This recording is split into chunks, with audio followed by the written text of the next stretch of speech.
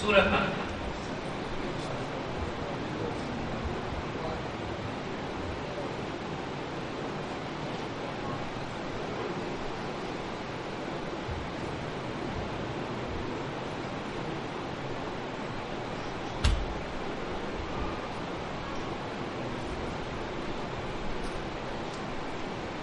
اعوذ باللہ من الشیطان الرجیم. بسم اللہ الرحمن الرحیم. الحمد للہ رب العالمین. الصلاۃ والسلام علی اشرف الانبیاء والمرسلین سیدنا و نبینا ابی القاسم محمد. اللهم صل علی محمد وعلى الطیبین الطاہرین المعصومین ولعنۃ اللہ علی اعدائهم اجمعین من الان الى قیام یوم الدین. اما بعد فقد قال الله تعالى في كتابه المبين وهو أصدق القائلين وقوله الحق.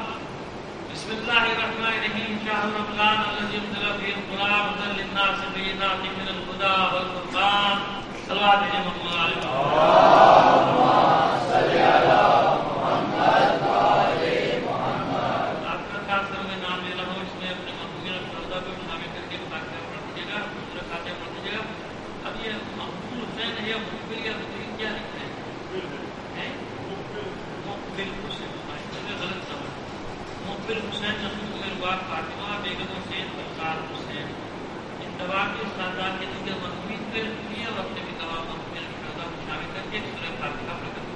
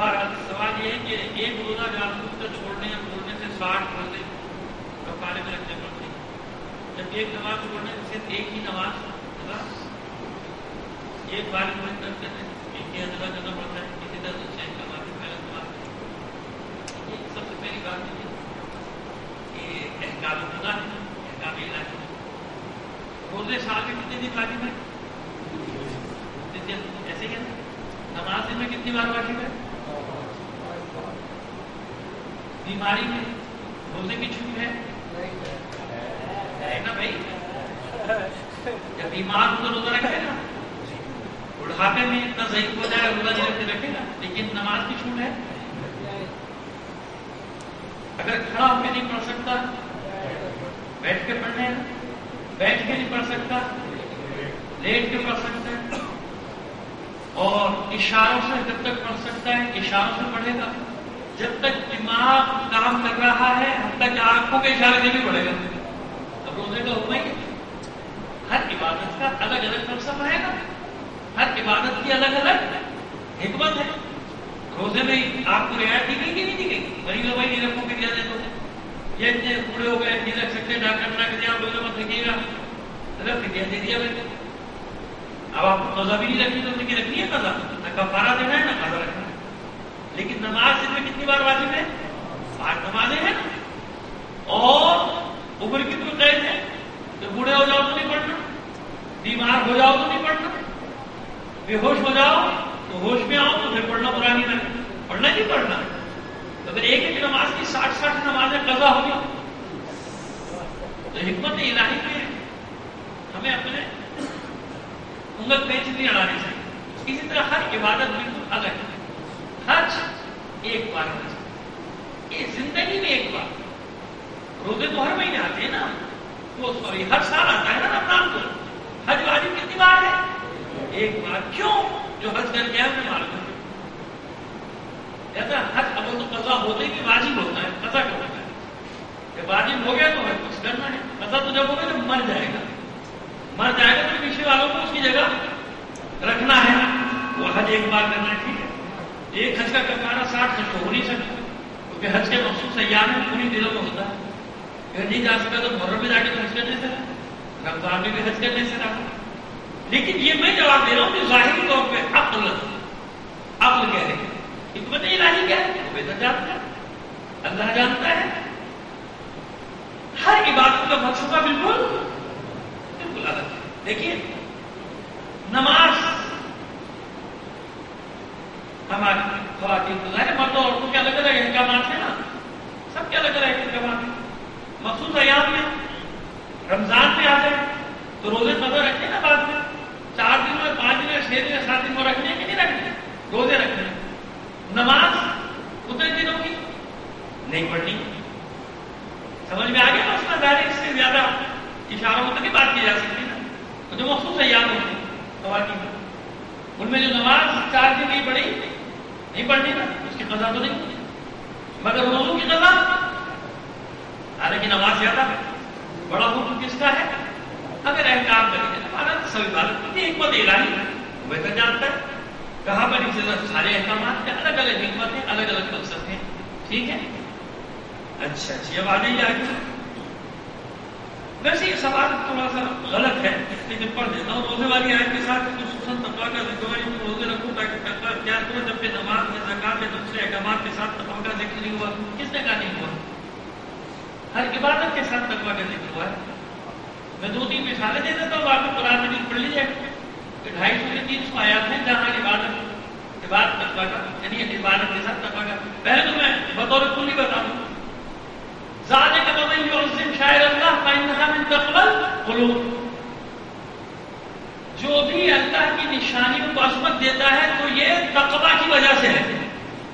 یعنی ہر عبادت مشروط ہے تقویٰ کے ساتھ. تو کہا روزے کے ساتھ کرو, روزے کے ساتھ تو کہا گیا اگر تم تتقو, کیونکہ اپنے نفس کے ساتھ مبارزہ کرو گے, بھوکے رہو گے, پیاسے رہو گے, تو خاص طور پہ کہا گیا.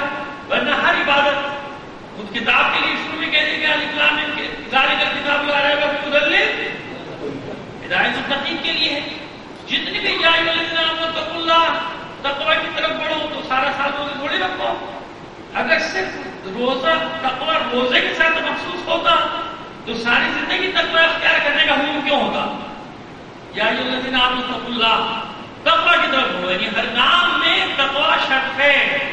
تقوی دلوں کی پاکیزگی کو کہتے ہیں. دل کی پاکیزگی نماز میں بھی ہے, دل کی پاکیزگی حج میں بھی ہے, دل کی پاکیزگی صدقہ خیرات میں. میں نے بطور کلی سورہ حج کی آیت پڑھی نا آپ کے سامنے, ذالک ومن یعظم شعائر اللہ فإنہا من تقوی القلوب. جن دلوں میں تقوی ہے یعنی جو متقی ہے, سیدھی سیدھی بات, وہ اللہ کی نشانیوں کو عظمت دیتے ہیں, تعظیم کرتے ہیں اللہ کی نشانیوں کی. یہاں خالی روزہ تو نہیں ہے, صفا مروہ بھی ہے یہاں, اور وجعلنا بل کننا جعلنا لکم من شعائر اللہ, یہاں ایک حیوان ہے اس کا بھی احترام کریں. اگر قربانی کے جانور کا تو وہاں سے بھی تقویٰ حاصل ہوتا ہے, اس سے بھی تقویٰ حاصل ہوتا ہے کیونکہ حکم ہے, اللہ کا حکم ہے. لہذا اس طرح ذکر ہو گیا تقویٰ کا. جو آپ نے دوسرے احکامات کے ساتھ تقویٰ کا ذکر نہیں, تو ہر حکم کے ساتھ تقویٰ کا ذکر بطور کلی ہوا ہے ہر ایک کے ساتھ. اگرچہ پھر آپ نے جواب خود ہی دیا, اگرچہ ہر حکم جو یہ بڑا دائرہ تقویٰ کی طرف لے جاتا ہے تو روشنی ڈالتی میں نے, اور کیا ہے روشنی ڈال بتا دوں گیا. میں خود ہی کہہ رہا ہوں کہ ہر حکم تقویٰ کی جہنم میں لے جاتا ہے. صلوات دے دیجیے.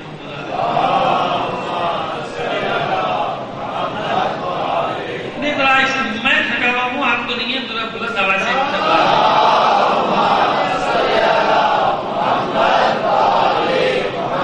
آئیے. کل رہ گیا تھا ایک ذکر, آپ جانتے ہیں جو آپ سے وعدہ کیا تھا کل 10 رمضان تھی نا, لیکن وہ موضوع ایسا گیا پھر ہم نے بھی اس کو بیچ میں کٹ شارٹ نہیں کیا. بس تو چلنے تو 8 ذکر کریں گے اس ہستی کا جس کی کل تاریخ تھی, ٹھیک ہے نا. اب یہ بھی واجب نہیں ہے مگر میں قضا بتا لا رہا ہوں. کل ذکر کیا تھا ملکۃ العرب کا سیدہ طاہرہ جناب خدیجہ الکبریٰ سلام اللہ علیہا کا.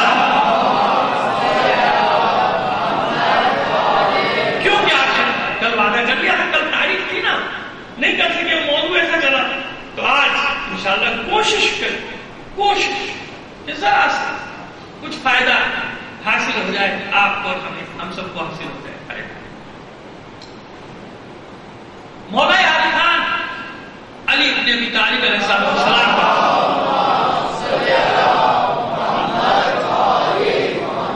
اور قرآن مجید میں بھی مختلف جگہوں پہ اس طرح اشارہ کیا گیا کہ کبھی بھی حق کو باطل کے ذریعے حاصل، حق کے حصول کے لیے جھوٹ نہیں بولا جا سکتا، حق کے حصول کے لیے تہمت نہیں لگائی جا سکتی، حق کے حصول کے لیے دوسرے پر جھوٹا الزام نہیں لگایا جا سکتا، حق کے حصول کے لیے ڈاکہ نہیں ڈالا جا سکتا، حق تک پہنچنے کے لیے چوری نہیں کی جا سکتی، حق تک پہنچنے کے لیے بے ایمانی، یعنی حق تک پہنچ ہی نہیں سکتا جب تک کہ حق کے راستے کو اختیار نہ کرے۔ ہمارے یہاں مشکل یہی ہو گئی ہے کہ عموماً جو لوگ اپنے آپ کو حق پر سمجھتے ہیں اور جسے حق پر نہیں سمجھتے اسے غلط ثابت کرنے کے لیے ہر حربہ استعمال کرتے ہیں۔ یعنی اگر میں اپنے آپ کو حق پر سمجھتا ہوں اور کسی اور کو مثال کے طور پر مثلا باطل سمجھتا ہوں تو میں نہیں چاہتا کہ لوگ اس کی طرف جائیں، تو وہ لوگوں کو اس کی طرف جانے سے روکنے کے لیے ہر حربہ استعمال کرنا جائز سمجھتا ہوں۔ کیوں؟ دل میں یہ سوچتا ہوں کہ بھائی میری نیت تو صحیح ہے نا، بھائی میں حق کی طرف جا رہا ہوں نا، تو یہ فکر ہے، ہر جگہ فکر پائی جاتی ہے، یہ فکر ہر جگہ ہے جو کہ باطل فکر ہے۔ سمجھ میں آ رہی ہے بات ہماری؟ یہ باطل فکر ہے۔ وہ تو میں اپنے آپ کو صحیح سمجھتا ہوں، یہ میرے فالوورز بیٹھے ہوئے ساتھ، اب لہذا یہ جائز سمجھنے کے ساتھ جھوٹ بولنا پڑے، الزام لگانا پڑے، تہمت لگانی پڑے اور دوسرے کو غلط ثابت کرنا ہے، اپنے والے کو صحیح بتانا ہے، زندہ پر صحیح ہے، باقی تو غلط ہے۔ تو غلط راستہ اختیار کرنا کیا ہے؟ باطل۔ کیونکہ اگر ایسے جائز ہوتا تو پروردگار عالم کبھی بھی 1,24,000 انبیاء کو نہ بھیجتا۔ اگر ایسے حق کا حصول جائز ہوتا تو کبھی بھی ائمہ طاہرین مدارج شہادت تک نہ پہنچتے، ہے نا؟ وہ بھی سارے حربے معاذ اللہ خان کو پتہ نہیں کر سکتے، مگر فرض محال نہیں استعمال کر سکتے تھے نا بھائی، لوگوں کو بھی جمع کر سکتے تھے اور مال بھی جمع کر سکتے تھے، مال دینے والے بھی ہو سکتے تھے، لوگ بھی جمع ہو سکتے تھے، آج ہی جمع ہو جاتے لوگ، کروڑوں اربوں روپیہ خرچ کرتے نہیں وہ بھی کر سکتے تھے، سب کچھ کر سکتے، لیکن نہیں، چاہے دیر ہو حق کے آنے میں کتنا انتظار کیا، 1,24,000 انبیاء تک 17 سے 18,000 سال لگے پیغمبر ختم مرتبہ صلی اللہ علیہ وآلہ وسلم کو۔ بھائی یہ دیکھیں نا، ابھی 1400 سال ہوئے نا، تو جناب آدم علیہ السلام سے آج تک کا زمانہ اپنے اس کیا کہ زیادہ سے زیادہ بنتا ہے 18,000 سال، اور کوئی زیادہ جگہ 25,000 سال، تو 25,000 سال کی محنت کا ان کا نتیجہ آیا 1400 سال پہلے، 18 سے 25,000 سال کا نتیجہ۔ کیوں؟ کسی نبی نے غلط راستہ، ورنہ نبی نہیں رہتا نا، رسول ہی نہیں رہتا، ملے نہ ملے اس سے کیا فرق پڑتا ہے؟ بھائی صحیح بات کرتے رہو، حق بات کرتے رہو، لوگ ساتھ دیں نہ دیں۔ تو اللہ کے دین کا اصول یہ ہے کہ رسول آپ پہنچا دیجیے، چاہے لوگ مانیں یا نہ مانیں۔ کتنی جگہ قرآن مجید میں اس بات کو کہا گیا، ایسے نہ فذکر نہ مانتا مذکر لست علیہم بمسیطر، کہیں یوں کہا گیا، کہیں اس بات کو کہا گیا یا ایھا رسول بلغ ما انزل الیک من ربک وان لم تفعل فما بلغت رسالتہ واللہ یعصمک من الناس، ایسے ہی ہے نا، کتنی جگہ پہ کہا گیا کہ آپ اپنا کام کیجیے، آپ پیغام دیجیے، نتیجے کی بات کر رہے ہیں، نتیجہ تو نہیں مانگا، نتیجہ تو نہیں کہہ رہے کہ آپ کے ہاتھ نتیجہ دینا تو اللہ کے ہاتھ ہے۔ لہذا کہیں بھی اللہ نے غلط راستہ کیا، میرا تو دور کی بات ہے، نبی نہیں رہتا کہ غلط راستہ اختیار کر لینا، ہو ہی نہیں سکتا نا غلط راستے میں، یا غلط بات یا غلط الزام۔ بدترین دشمنوں میں بھی جو عیب نہیں ہے وہ عیب رسول تھوڑی بتائے، ہے ہی نہیں، کیسے بتائے؟ ایسی ہے۔ تو اللہ نے اپنے دین کے لیے انتخاب کیا ہمیشہ ایسے افراد، پاک صاف طاہر مطہر، ان لوگوں افراد کے انتخاب میں ایسا اللہ نے جو اصول قائم رکھا کہ معصوم ہو، گناہوں سے پاک ہو، تاکہ معاشرے میں مثال قائم ہو سکے، معاشرے میں مثال، کوئی نقص نہ نکال سکے اللہ کے نمائندے میں، کوئی نقص نہ نکال سکے، ایسا مثال کے طور میں، خدا نہ کرے۔ اگر جیسے جناب یوسف خزانوں پہ حاکم ہو گئے، اگر ایک ذرہ بھر بھی کہیں کوئی ناجائز کام ہوتا تو کہیں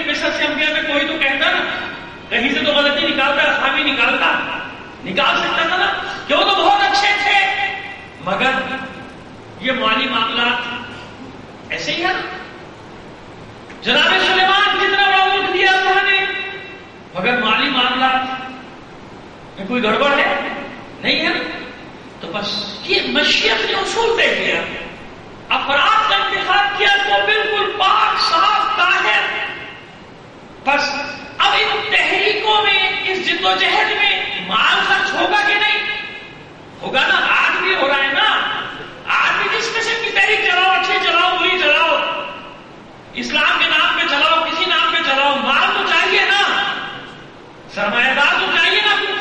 تو سرمایہ دار، مگر آج کیا ہوگا یہ نہیں دیکھا جائے گا کہ اس کے پاس مال کہاں سے آ رہا ہے. ہمارے پاس آ رہا ہے ٹھیک ہے، ہمارے پاس آ رہا ہے نا، کروڑوں کے حساب سے ہمیں دے رہا ہے، بڑا نیک آدمی، بڑا اچھا آدمی، دعائے خیر کرو اللہ اور اس کے رزق میں برکت دے، چاہے وہ رزق کہیں سے بھی آ رہا ہے، بےمانی سے آئے، رشوت سے آئے، کہتے ہیں نتیجہ نہیں نکل رہا نا، دنیا میں نتیجہ نہیں نکل رہا. ایسے جہادوں کا نتیجہ نہیں نکل رہا جو ڈاکے کے اور تاوان کے اور بینک میں ڈکیتیوں کے پیسوں کے لڑے جا رہے ہیں وہ، کیونکہ باطل مال لگ رہا ہے نا. باطل مال، جب باطل مال لگ رہا ہے تو دیکھ لیں کون سا اسلام پھیل رہا ہے، کہاں پھیل رہا ہے، کدھر پھیل رہا ہے، اور کس طرح کا تصورات اسلام کے لیے قائم ہو رہے ہیں. بس مشیت کا اصول کیا ہے؟ جب افراد کا انتخاب کیا تو پاک کریں، اور جب مال کا انتخاب کیا تو وہ بھی پاک کریں. اسی پر دلیلیں دوں گا، اسی پر دلیلیں دوں گا. ابھی میں نے پہلا جملہ کہا ہے، صلوات بھیجیے محمد علی محمد پر. تیار ہے؟ مطلب سننے کے لیے تیار ہے نا؟ تازہ دم بیٹھے ہیں بالکل. چلیے ایک بار اور صلوات بھیجیے محمد علی محمد. اب آئیے دیکھیے، زمانے جاہلیت میں کاروبار ہوتا تھا نا، احکام شرع تھے، شریعت ابراہیمی تھی، مگر عمل کرنے والا کوئی تھا نہیں تھا سوائے چند. بنی ہاشم میں بھی چند، کیونکہ سب کے سب وارث ابراہیم تھوڑی تھے. جہاں یہ وراثت آ رہی تھی وہ قائم رہتا تھا، باقی اولادوں میں کیسے کیسے نکلتے تھے. ہر قسم کا کاروبار ہوتا تھا، اور سب سے منافع بخش کاروبار تھا نشے کا. نشے کا، شراب، اس میں سب سے زیادہ منافع تھا. سستا بنتا تھا اور مہنگا، اور اس طرح نجس جانوروں کی کھالوں کا، ان کو مار دیا، وہ دوسری جگہ لے جاتے تھے. حلال حرام کی تمیز نہیں تھی، لہذا ہر قسم کی تجارت ہوتی تھی، اور اسی کا مال، سب کے پاس وہی مال تھا. سب سے کمزور مالی طور پہ کون تھا مکے میں؟ بڑے لوگوں میں، سرداروں کی بات کر رہا ہوں، عوام الناس کی بات نہیں کر رہا. خواص میں، سرداروں میں مالی طور پہ سب سے کمزور ہے جناب ابو طالب. یاد دیکھیے تاریخی حقیقت ہے. کمزور سمراٹ کی نسل تھی کہ خدا نے کرے گھر میں کھاتے تھے، جیسا کہ بعض لوگ بتاتے ہیں. نہیں، مالی طور پہ جیسے ہوتا ہے نا 18, 19, 20 والا معاملہ، اس معاملے میں کیوں کمزور؟ سخاوت کی وجہ سے. سخی اتنے کہ جناب بابا اور دادا ذمہ داری دے کر گئے ہیں، لہذا حاجیوں کی مہمان نوازی میں کوئی کمی نہیں آنی چاہیے. چاہے ادھار لینا پڑے، چاہے قرض لینا پڑے.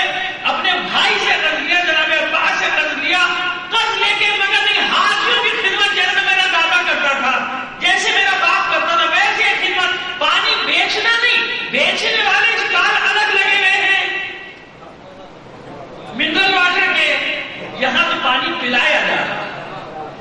کبھی پانی ایک ایسی چیز تھی کہ کسی کا بھی دروازہ کھٹکھٹانا کہ بھائی پیاس لگی ہے پانی پلا دو، اور وہ کہتا ہے 25 روپے کا گلاس ہے. بھائی چھوٹی بوتل 25 روپے کی ہے نا، ایک گلاس میں تو نہیں بنتا پانی ہے نا. تو جناب ابو طالب بھی تو جملے کو خریدا، جو مجلس کا حصہ نہ چاہتے ہوئے بھی ہو جاتے ہیں میری مجلس کا، نہیں چاہتا پھر بھی زبان پھسل جاتی ہے میری. صلوات دے دیجیے محمد علی محمد پر.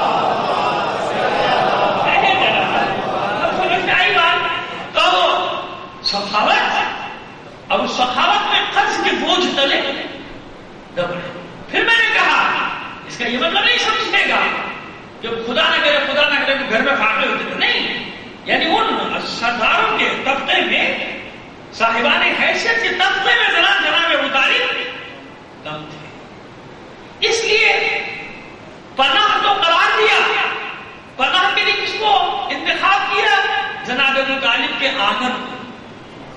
جناب ابو طالب کے صحن کو. اب جب ایک موومنٹ چلنی ہے تو موومنٹ کے لیے مال کی ضرورت پڑتی ہے کہ نہیں پڑتی؟ کوئی بھی تحریک ہو، اب چاہے امریکہ سے لو، چاہے انگلینڈ سے لو، چاہے انڈیا سے لو، پیسہ تو چاہیے. پیسے کا بغیر تو نہیں چلے. جہاں جہاں سے جس کا ہاتھ رکھتا ہے مال دو، مال کے بغیر کوئی موومنٹ میں کسی خاص طرف اشارہ نہیں کر رہا. آپ کی مسکراہٹ مجھے اچھی نہیں لگی، کیونکہ یہاں جس کو بھی آپ دیکھیں گے نا ان سب کی ڈوریاں کہیں نہ کہیں ملی ہوئی. یہ بس ٹائمنگ کی بات ہے کہ کب کس پر اٹیک کرنا ہے، وہ بات ہے. سب ایک ہی تھالی کے چٹے بٹے، سب ایک ہی تھالی کے چٹے بٹے. ڈوریاں سب کی کہیں نہ کہیں سے، کیونکہ سب کا مال بھی باہر ہی لگا ہوا ہے نا. وہ الگ بات ہے. میں نے بات کہہ رہا ہوں کہ مال تو چاہیے نا، کوئی بھی اچھی موومنٹ ہو یا بری موومنٹ. کبھی کبھی نام اچھی موومنٹ کا ہوتا ہے، اس کے لیے بھی پیسہ چاہیے. چاہیے کہ نہیں چاہیے؟ موومنٹ اچھی ہے لہذا پیسہ. پیسے کے بغیر کیسے؟ جب تک پیسہ نہیں ہوگا مرکز نہیں بنے گا.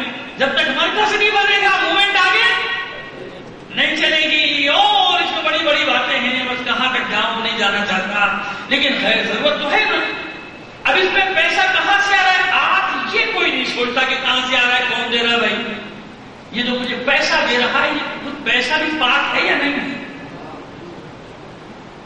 اس نے جو مجھے اتنے کروڑ روپے لا کے دے دیے، میری جھولی میں ڈال دیے، یہ پاک بھی ہے یا نہیں ہے؟ ایک مثال کے طور پہ کہہ رہا ہوں، یہ سوچنے کی ضرورت نہیں مجھے. بھائی میرا کام نہیں ہے، مومن ہے، مومن ہے بھائی، حسن ظن رکھو، اچھا ہی ہوگا. اللہ کے دین میں ایسا نہیں، اللہ کے دین میں ایسا نہیں.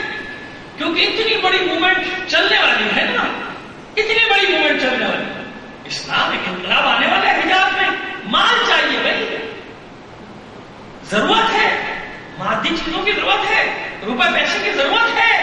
لہذا کوئی یہ نہ کہہ سکے کہ جناب یہ جو پیسہ لگا اس پیسے میں معاذ اللہ حرام پیسہ بھی تو شامل تھا. زمانے جاہلیت میں جو تجارت ہونی تھی ہر قسم کی ہوتی تھی کہ نہیں ہوتی تھی، لیکن یہ کمال ہے فاطمہ کی ماں کا کہ ایک لقب ایسا ہے جو فاطمہ کو بعد میں ملا.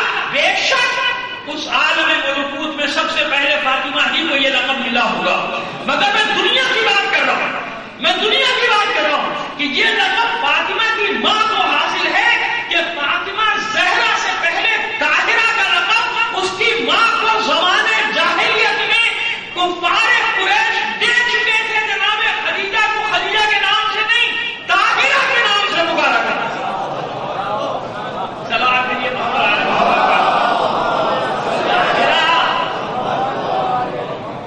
یہ انصار الدین مدنی، ڈاکٹر انصار الدین مدنی اہل سنت کے ہمارے بھائی جنہوں نے پی ایچ ڈی کی ہے، 1000 صفحے کی تقریباً 800-900 صفحے کی کتاب لکھی ہے جناب خدیجہ پہ.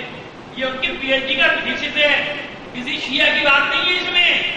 یہ ان کی تھیسس ہے کہ طاہرہ کا لقب اس وقت زمانے جاہلیت. کیا مطلب؟ وہ زمانہ کون سا زمانہ جب عورتوں کا سر عام مذاق نہیں بلکہ ان پر اشعار کہے جاتے تھے. ان کے ابدان، ان کے اجسام پہ باقاعدہ کھڑے ہو کے دوسرے کی گھروں کی عورتوں کے تماشے بنائے جاتے تھے. لوگ ہنستے تھے، مزے لیتے تھے، بیٹھ کر یہی محفلیں لگتی تھی. لیکن یہ کون سی بیوی ہے کہ زمانے جاہلیت میں بھی کسی کی مجال نہ تھی کہ خدیجہ کی طرف آنکھ دور کی بات کو انگلی اٹھا کر دیکھ لے، انگلی اٹھا لیتا اپنے نفس. طاہرہ مطلب دیا ہوتا. کیوں؟ سب جانتے تھے دونوں وجوہات تھیں طاہرہ کہنے کی.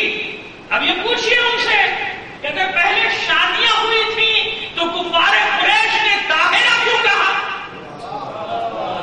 اگر پہلے شادی ہو چکی تو طاہرہ کیوں کہا؟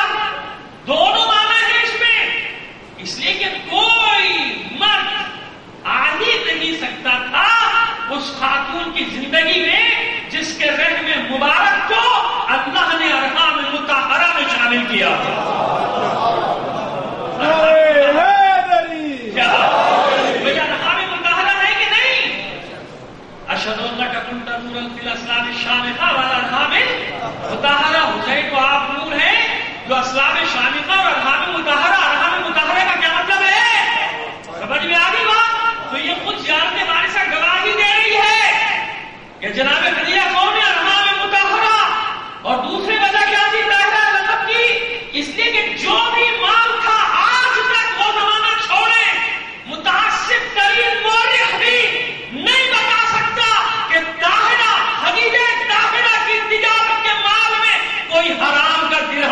لگا ہو. کوئی ایسا کاروبار کیا ہو جس میں حرام کی آمدنی شامل ہو. اگر ایسی آمدنی ہوتی تو خدا کبھی بھی اس مال کو اپنا مال قرار نہ دیتا.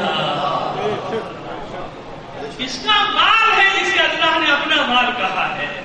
تو اللہ کے اپنا مال اللہ جسے قرار دے دے اس میں مال اللہ ناجائز آمدنی کا شبہ ہو سکتا ہے؟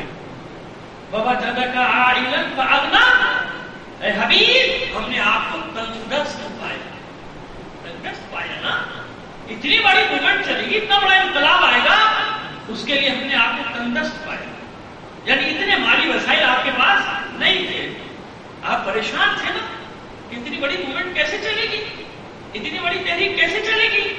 لوگ اسلام قبول کرتے جائیں گے, ان کا سوشل بائیکاٹ ہو جائے گا, ان کی معاشی ذمہ داری, ان کے خاندان, ان کو ہجرت کرانا, آخر یہ سب کچھ کیسے ہوگا؟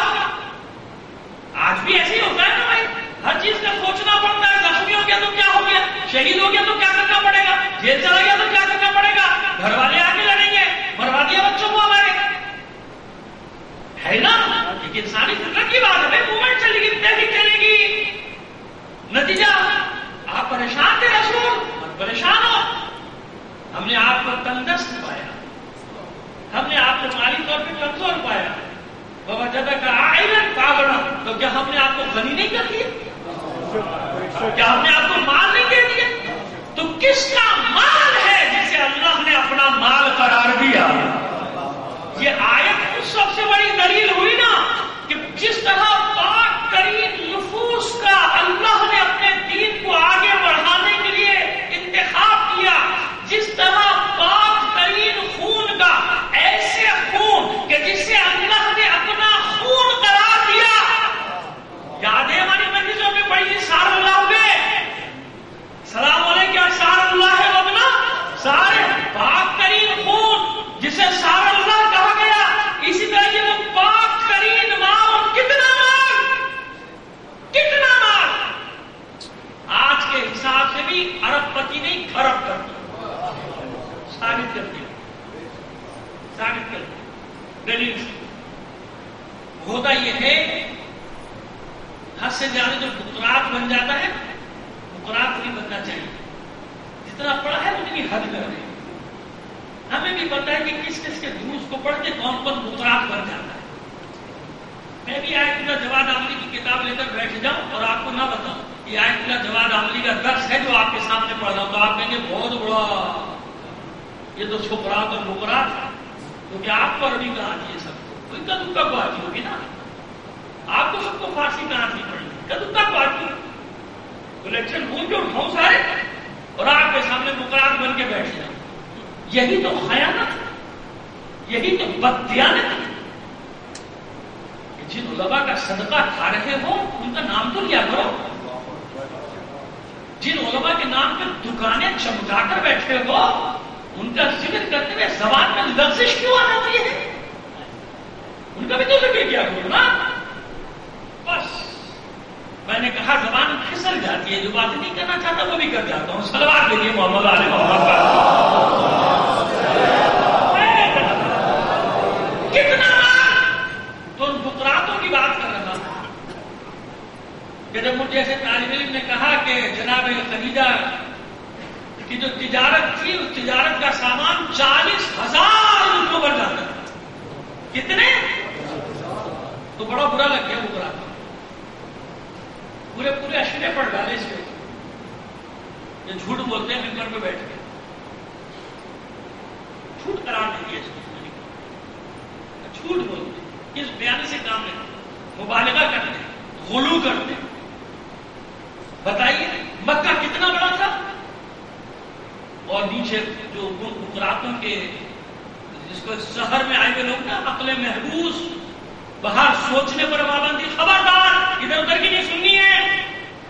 عقلوں میں پہرے تالے ڈال دیے گئے, خبردار نہ نکلنا ادھر ادھر. اب وہ سب بیٹھے میں ہاں میں ہاں ملا, ہاں سی دو بات ہے.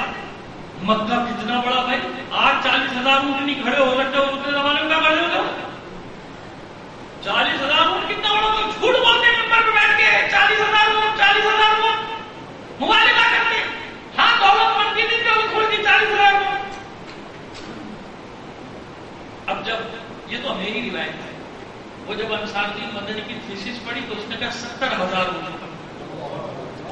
پھر کہتا ہے ایک روایت 80,000 روپوں کی بھی ہے، سب جھوٹے، آپ سچے، آپ سچے، باقی سب جھوٹے۔ اتنا تجزیہ کرتے، اتنی تحلیلیں کرتے ہو، اتنا تمہاری حالات پہ نظر ہوتی ہے، تو کم سے کم اپنے ملک کے ٹرانسپورٹ کے نظام کو بھی دیکھ لیا، اپنے ملک کے تجارتی نظام کو دیکھ لیتے ہیں کہ ٹریڈ کسے کہتے ہیں، ٹریڈ کیا ہوتی ہے۔ نام نہیں لینا چاہتا ہوں، ہمارا تھا تو ریلوے کا وزیر، مگر نکلا ٹرانسپورٹر کا، بنایا تھا ریلوے کے لیے، بنا گیا ٹرانسپورٹ، غلط ہو گیا، الٹا ہو گیا سارا کیا، ادھر بنانا تھا ادھر بن گیا۔ معلوم مجھے نہیں پتا، میں بالکل 100% تصدیق نہیں، لیکن اتنا مجھے معلوم ہے کہ 4,000 اس کے صرف اس کے اکیلے کے کنٹینر ہیں۔ میں نے کہا کم ہو سکتے ہیں، زیادہ ہو سکتے ہیں، بیٹھ کے تو میں نے پڑھا اخبارات میں، چینل سے سنا 4,000، چلو 1,000 ہو گئے، چلو اس کے لیے 2-4 کے ملا کے 4,000۔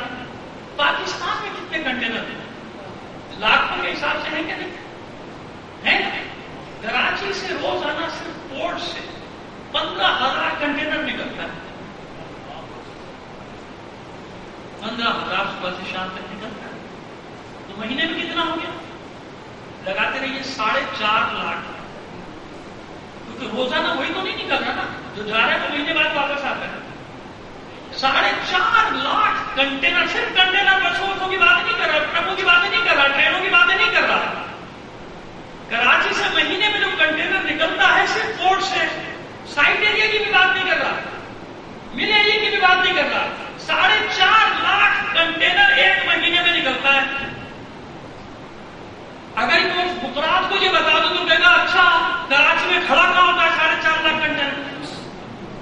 بندے کہاں رہتے ہیں، انسان کہاں رہتے ہیں جب 4.5 لاکھ کنٹینر وہاں پہ رہتا ہے؟ تھوڑا سا اتنے تجزیے کے ماہر بنتے ہو تو ذرا ٹرین پر نظر دوڑا لیا کرو کہ 350 ٹرینیں اگر چلتی ہیں تو کیا وہ ایک اسٹیشن پہ کھڑی ہوتی ہے؟ وہ اسٹیشن تلاش کرو پاکستان میں 350 ٹرینیں کہاں کھڑی ہوگی بھائی؟ تجارت ہے، تجارت۔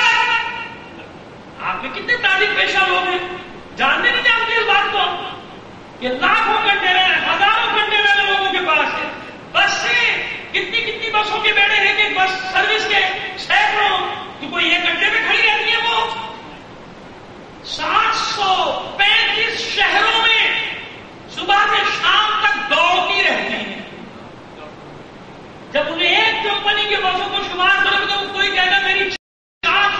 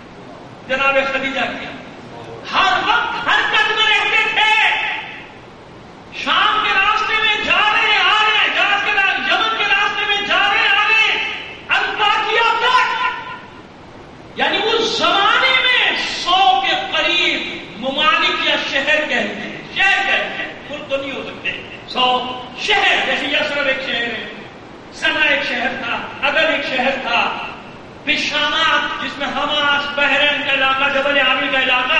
اس لیے بتا رہا ہوں کہ پھر وہ کہیں اس زمانے میں 100 ملک تھے ہی نہیں. اس لیے یہ بھی وضاحت مجھے دینی پڑ رہی ہے کہ 100 علاقے سمجھ. جب اتنے علاقوں میں تجارت ہے تو اب یہ 40,000 اور 70,000 کا مطلب سمجھ میں آیا. یہ قربانی کے جانوروں کی طرح ایک جگہ اکٹھا کر کے نہیں رکھے ہوئے 40,000 لوگ کہ ان کو ادھر قربان میں ذبح کرنا ہے، بلکہ یہ حرکت میں رہتے تھے تجارتی کاروان کی طرح، جیسے صبح سے شام تک. ذرا گنیے، ایک شہر میں بیٹھ جائیے چھوٹے سے پلیا پہ، ہمارے تو ہیں ایسے لوگ، اور کوئی کام نہیں ہوتا ان کو، جی ٹی روڈ پہ آگے پلیا پہ بیٹھ جاتے ہیں، گاڑیاں گنے کرتے ہیں. کتنی ہو گئی شام کو؟ وہ کہتا ہے 1000 تک تو یاد ہے، 4 بار 1000 گنا ہے. اب اسے پوچھو تو بھائی تمہیں چھوٹے سے گاؤں کی پلیا پہ بیٹھا 4000 گاڑیاں کیسے آ گئی؟ آج تھوڑی گئی، جا رہی ہے، آ رہی. تجارت ہے، تجارتی کاروبار ہے. سمجھ میں آئے؟ اس لیے اللہ نے جناب خدیجہ کے مال میں اتنی برکت دی کہ بڑے بڑے سرمایہ داروں کے رشتے بھیجے، قبول نہیں کیے. خدیجہ منع کروا دیں نہیں. کیوں؟ یہ پاک مال ہے، پاک و پاکیزہ مال ہے، یہ طاہرہ کا طاہر مال ہے. یہ جیسے خدا کا رسول امین ہے نا، ایسے خدیجۃ الکبریٰ بھی امین ہے، آمنہ ہے. آمنہ کہتے ہیں مولنا، لیکن ہم مجازاً یعنی باب تغلیب کی بنا پہ امین کہتے ہیں. ہر وہ فرد جو امانت کی حفاظت کرے اس کو امین کہا جاتا ہے. جناب خدیجہ الکبریٰ امین ہے. کیوں؟ جانتی ہے کہ یہ کسی مقصد کے لیے مال جمع ہو رہا ہے. اب وہ مشیت ہے کہ کس طرح حالات کو ایسے لایا گیا. اگر حضور کے قدموں میں پوری دنیا کی دولت ڈھیر گئی، اپنی ساری دولت، یہ سب آپ کے لیے، یہ سب آپ کے قدموں پہ قربان ہے، آپ کے پیروں کے دھول ہے. اس مال کو اللہ کہہ رہا ہے بابا جدا کا ابھی ہم نے آپ کو تندرست پایا تو کیا آپ کو اتنا مال نہیں دیتی، غنی نہیں کر دیا؟ تو کس کا مال ہے یہ مقام ہے جناب خدیجۃ الکبریٰ کا کہ اللہ نے ان کے مال کو اپنا مال قرار دیا اور کفار قریش سے گواہی دلائی کہ کہو طاہرہ ہے.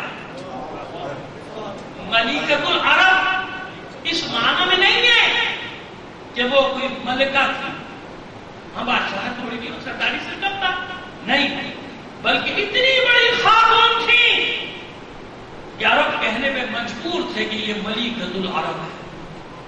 اتنی بڑی خاتون اور پردے میں رہ کے ساری تجارت کہاں کر رہی ہے؟ گھر میں بیٹھ کے اپنے ملازمین کے ذریعے سے، کاربندوں کے ذریعے سے. میسرہ جیسے لوگ، چچا داد بھائی ورقہ ابن نوفل، خویلد کے بھائی نوفل، خویلد کے بعد اسد، اسد کے بعد عبدالعزہ، عبدالعزہ کے بعد حسین. اور حضور کا شجرہ کیا ہے؟ محمد ابن عبداللہ ابن عبد المطلب ابن ہاشم ابن عبد مناف ابن حسین. حسین کی اولاد میں ہے نا، یعنی ابن ام کا رشتہ. ابن ام کیسے ابن ام؟ جناب ابو طالب کی رشتے میں چچا زاد بہن ہے، رشتے میں. اور حضور اس حساب سے کیا ہوئے؟ رشتے میں سیکنڈ تھرڈ. جیسے ہماری آج کل خالہ جو ہے 3 سال کی ہے، بھاجا 20 سال کا ہوتا ہے، نہیں ہوتا؟ ایسا ہوتا ہے نا. صبح شام کی باتیں تو سمجھانے کی ضرورت نہیں مجھے آپ کو. تو آپ حسین کے بیٹے عبد مناف، حسین کے بیٹے عبدالعزہ، اور عبدالدار بھی ہے، عبد الحسین کے 4 بیٹے تھے. حسین کے عبد مناف کے بیٹے ہاشم، عبدالعزہ کے بیٹے اسد، ہاشم کے بیٹے عبد المطلب اور اسد کے بیٹے خویلد. اسد کے بیٹے خویلد، عبد المطلب کے بیٹے ابو طالب اور عبداللہ، ابو طالب اور عبداللہ، اور خویلد کی بیٹی خدیجہ. اب سمجھ میں آ گیا رشتہ؟ اور عبداللہ کے بیٹے حضور. اسی طرح خویلد کے دوسرے بھائی تھے نوفل، جن کا بیٹا تھا ورقہ ابن صاحب ایمان تھا حالت ایمان پہ. ان کے لیے بہت ساری روایت ایمان کی روایت تو ہے ہی ہے, بہت ساری روایت ہے.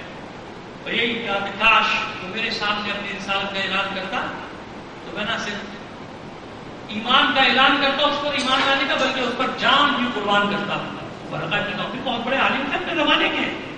وہ ایک الگ کبھی موقع ملا ایک مجلس سے برکہ پہ پڑھ دیں گے تاکہ بچوں کو زندگی نہیں, بچوں کی معلومات میں اضافہ ہو جائے گا. برکہ کے نام کی شخصیت کیا تھی ان کے بعد, لیکن ابھی تو ہمیں یہاں بات ہے تو رشتہ سمجھ میں آیا. اس لیے ابن اب دیکھیے مشیت کیسے بندوبست ہے. ایک ہی دادا کی اولاد بھائی, اسے میں جا کے شجرا مل گیا. اسے کون عرب کے چند سرداروں میں جو صدیوں میں ان میں سے اسے نے جمع کیا تھا نا سب کو. قریش ثانی لقب بھی تھا. پہلے قریش کے پہاڑ, غالب کو بھی قریش کہا گیا, غالب کو بھی قریش کہا گیا, اور اس کے بعد اسے وہ شخص ہے جسے پھر قریش کا لقب دیا, کیونکہ جمع کیا تھا نا سب کو. بکھرے ہوئے کو جمع کیا تو اسے دارالندوا بھی بنایا تھا, کام تقسیم کیے تھے, 5 ادارے بنائے تھے مختلف, قوم پڑھتے رہے مختلف مواقع پہ. اس قصے کی اولاد بھی یہ سب تھے. اب جناب ابو طالب سے خود کہتے ہیں خدا کے رسول, اب آپ کے ساتھ جاتا ہوں لیکن اب میں چاہتا ہوں میں خود بھی کاروبار کروں, میں خود بھی تجارت کرنا چاہتا ہوں. جناب ابو طالب نے کہا کہ اس سے بہتر میرے چچا کی بیٹی سے بہتر کوئی نہیں. جانتے نا پاک ترین مال ہے, اور یہ محمد کون ہے, صدیق صادق اور امین ہے نا, رقم مل چکا ہے, عرب پہچانتا ہے. نہ یہاں کوئی نقص کوئی نکال سکا نہ جناب خدیجہ پورا, لہذا نقص نکالنے پہ اتنے لگا کہ بیوہ تھی. یہ ایک نقص نکالنے میں مورخین کے ظلم و ستم کے ذریعے سے اس یہاں تک آئے کہ جناب خدیجہ کی جتنی عمر زیادہ بڑھا دیں اور کسی اور کی عمر جتنی زیادہ کم کرتے چلے جائیں. فضیلت کی بات, صلوات میری محمد علیہ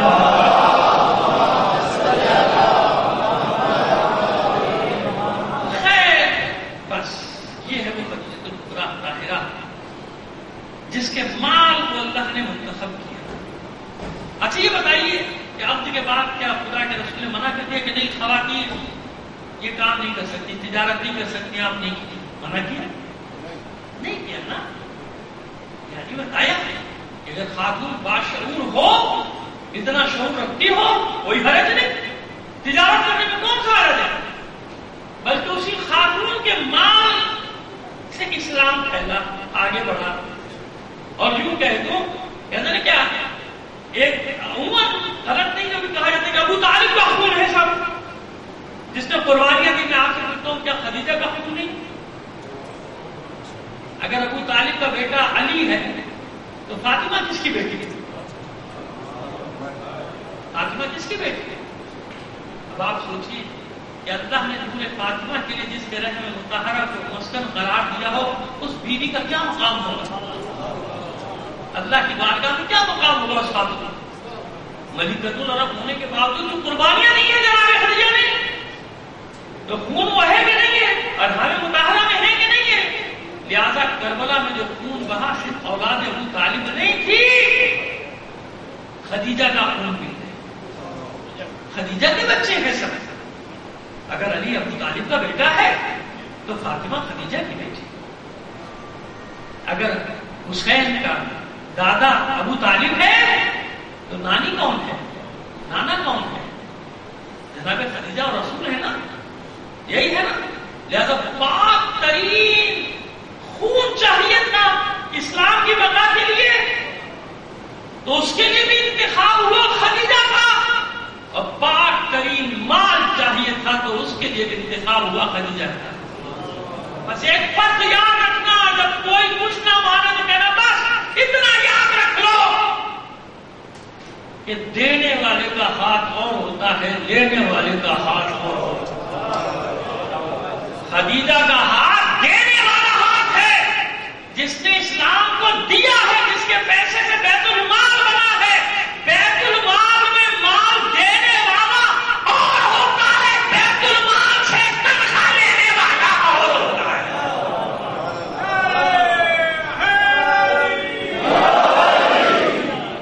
بیت المال سے وظیفہ لینے والوں کو بیت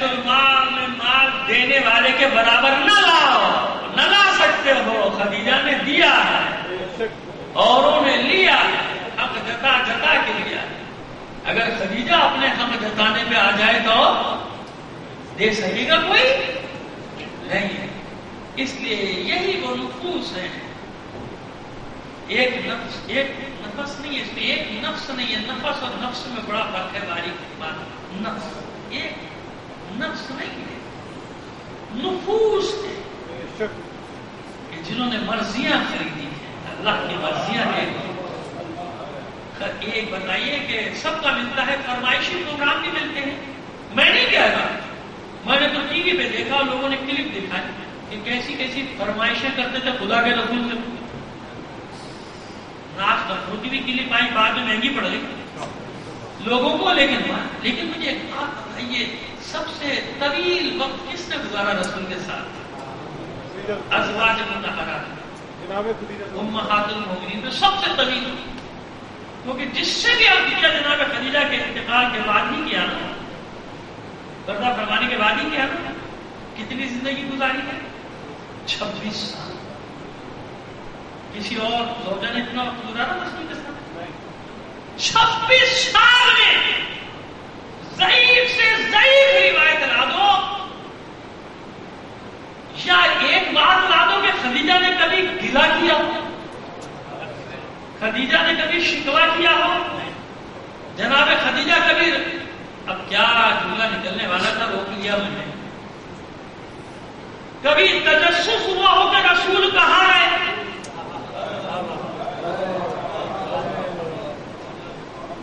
یا کبھی کوئی فرمائش کی ہو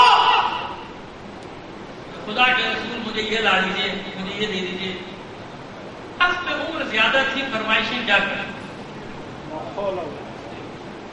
یہ تو کم سینی کا عالم ہوتا ہے فرمائشیں کرنے کا۔ صلوات بھیجیے محمد علیہ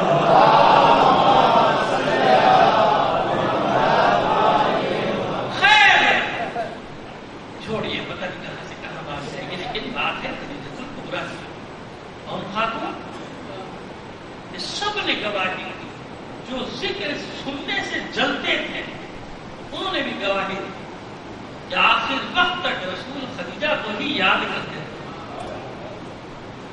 اور کہتے تھے کہ جیسا خدیجہ نے میری خاطر کیا، جو قربانی دی کسی نے نہیں، جو خدیجہ کا مقام ہے، اور روایات میں حدیث میں پھر بھی نہیں مانی، لکھ بھی دیا ہے پھر بھی نہیں مانی کہ خدیجہ کے برابر کوئی بھی نہیں، رسول کی نظر، رسول کے مقام، رسول کے ساتھ کوئی نہیں۔ لیکن خدیجہ کے ساتھ بھی مسئلہ یہ نہیں ہے، اس بیوی کے ساتھ بھی مسئلہ یہ ہے۔ ابو طالب کا مسئلہ یہ ہے کہ وہ علی کے بابا ہیں، خدیجہ کا مسئلہ یہ ہے کہ وہ فاطمہ کی ماں ہے۔ بیٹیاں تو ڈھونڈ ڈھانٹ کے لے آؤ گے، بیٹیوں کی اولادیں کہاں سے لاؤ گے؟ ہم تو صرف ایک بات جانتے ہیں کہ آج بھی دنیا میں آل رسول کسے کہا جاتا ہے، اولاد رسول کسے کہا جاتا ہے، کسے کہا جاتا ہے؟ فاطمہ کی اولاد کو نا، جو ڈھونڈ ڈانٹ کے کچھ بھی کر لے دنیا کہیں سے بھی لے آئے، لیکن وہ منصب جو مشیت دے دیتی ہے وہ کوئی چھین سکتا ہے؟ کوئی نہیں چھین سکتا نا۔ والے رسول کون ہے؟ فاطمہ کی اولاد رسول کون ہے؟ فاطمہ کی اولاد۔ الگ الگ منصب ہے، یہ سب کو الگ الگ منصب دیے گئے، تو بس آپ خود اندازہ لگائیے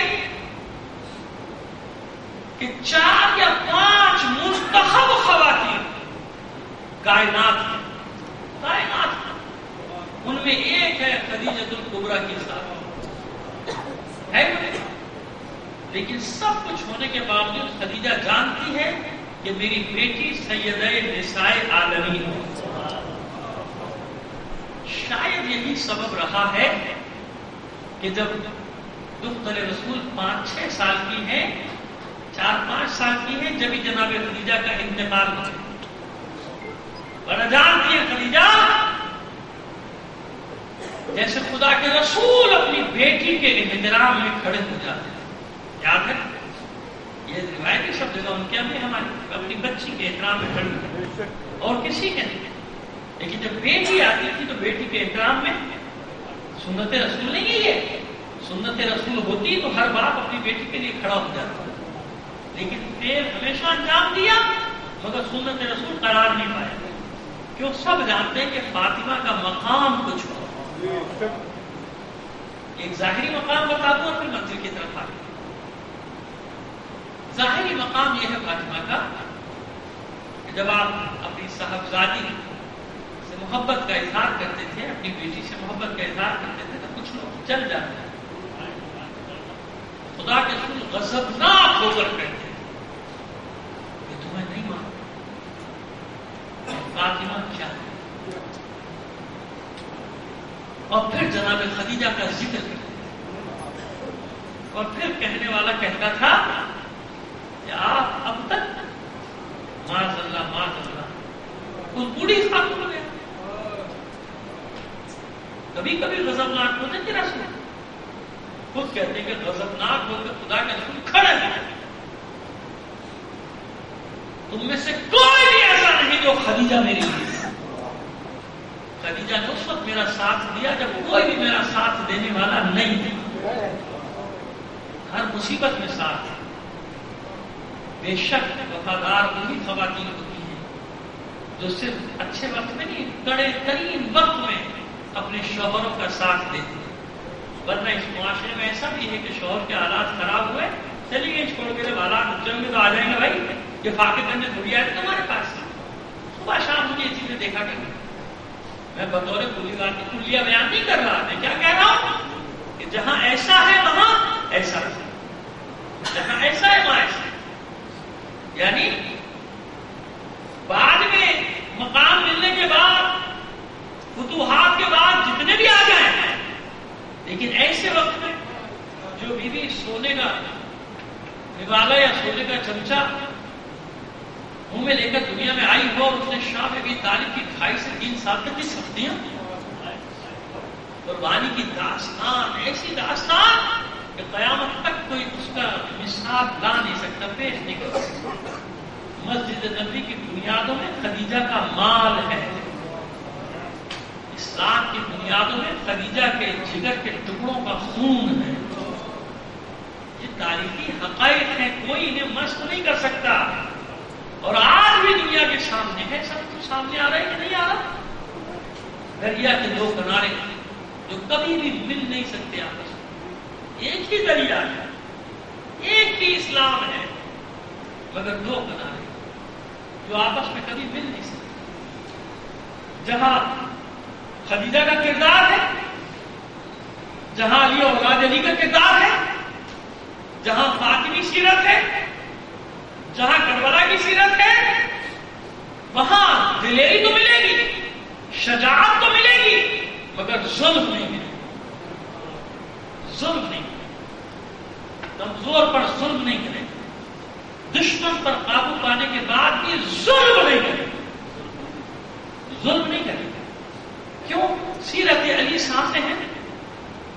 جس خارجی نے علی کے سر پہ ضربت لگائی، اس خارجی کے ساتھ علی کا سلوک کیا تھا؟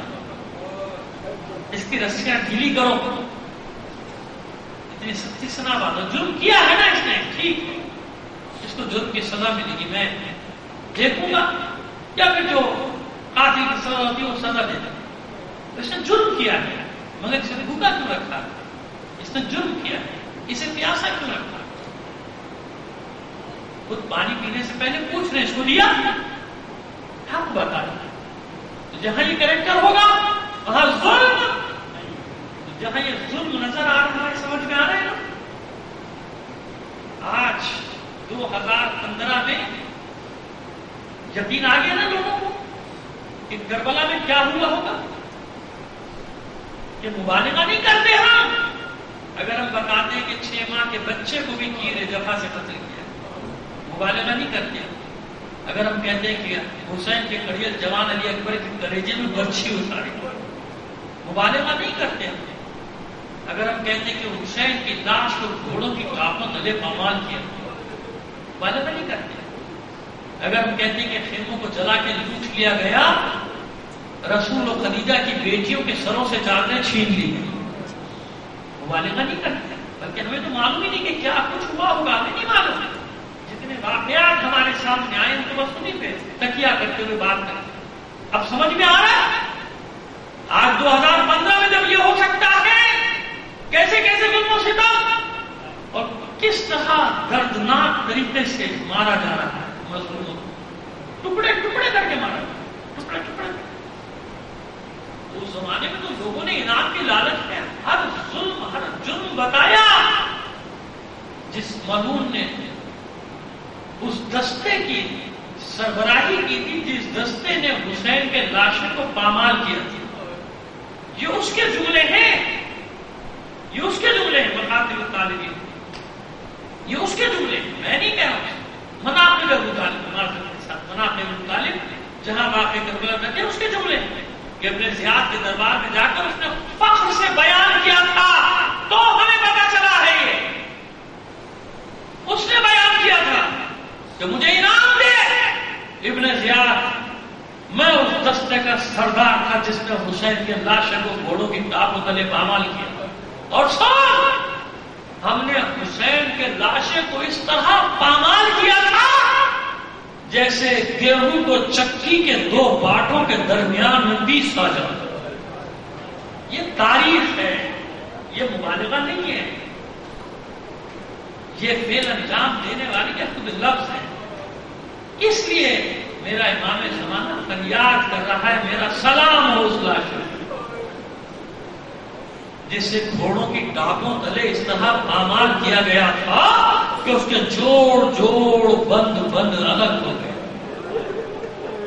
خاک سے یکساں ہو گیا تھا حسین کا لاش. مجھے نہیں معلوم سید سجاد نے کس طرح سے دفنایا ہوگا باپ کے لاش, کیونکہ اس وقت تو دفنانے کا موقع ہی نہیں ملا, بس حسرت سے دیکھتا ہوا چلا گیا تھا سید سجاد اپنے بابا کے لاشے کو, اور یہ کہتے ہوئے کہتا ہے خوف بیٹے کو, بیٹے پر بھائی گوشت بیٹے پر. کیا کرے وہ بیٹا جس کے سامنے اس کے بابا کا بے گویا کفن لاشا پڑا ہو, خاک اڑ کر اس کا کفن بنتی ہو, اور بیٹے کو اجازت نہ ہو کہ اپنے بابا کے لاشے کو دفنا دے.